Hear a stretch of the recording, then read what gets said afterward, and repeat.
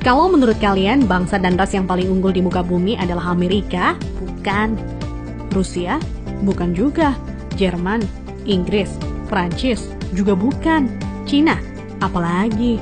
Bukan guys. Menurut ahli DNA dari Oxford University, Stephen Oppenheimer, pada acara bedah bukunya berjudul Eden in the East, Surga di Timur, bahwa induk peradaban manusia modern bukan berasal dari Mesir, bukan dari Mediterania, dan tidak juga dari Mesopotamia, bukan pula dari Barat apalagi Cina, tetapi peradaban manusia modern justru dari Indonesia.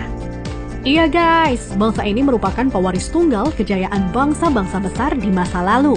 Dan agaknya, Profesor Arício Santos dari Brasil pun selaras dengan teori Oppenheimer.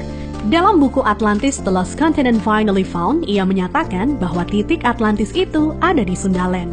Jadi guys, kita tidak pantas bersikap kerdil dengan memelihara sindrom inferior akut alias rasa minder terhadap bangsa luar. Kenapa? Karena nenek moyang kita dulu adalah bangsa yang unggul.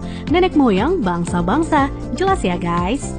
Lantas, kenapa ada sejarawan menyebut bahwa nenek moyang kita itu tidak beradab, bodoh, penyembah berhala?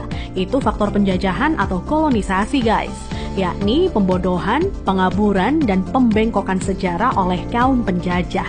Menurut Juri Lina dalam buku Architect of Deception, Secret of Freemasonry, ada 3 cara melemahkan dan menjajah suatu negeri. Pertama, kaburkan sejarahnya. Kedua, hancurkan bukti-bukti sejarah bangsa itu hingga tidak bisa lagi diteliti dan dibuktikan kebenarannya.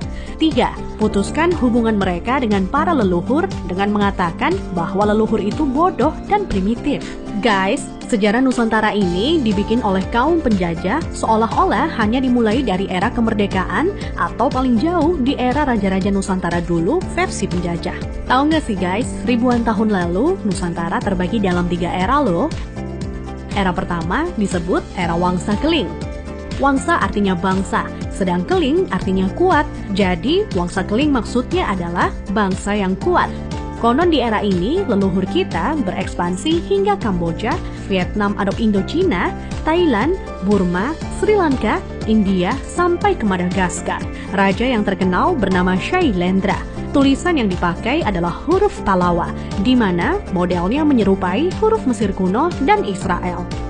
Pusat pemerintahan di sekitar Jogja sampai ke wilayah Dieng. Maka ketika Israel mengklaim masih keturunan Moria, maksudnya adalah Gunung Muria di Dieng guys. Dieng artinya penguasa, kemudian bergeser menjadi Dahnyang atau Dayang, artinya juga penguasa. Setelah Wangsa Keling menghilang, di Tenggarai munculnya situs Dieng maupun Candi Borobudur.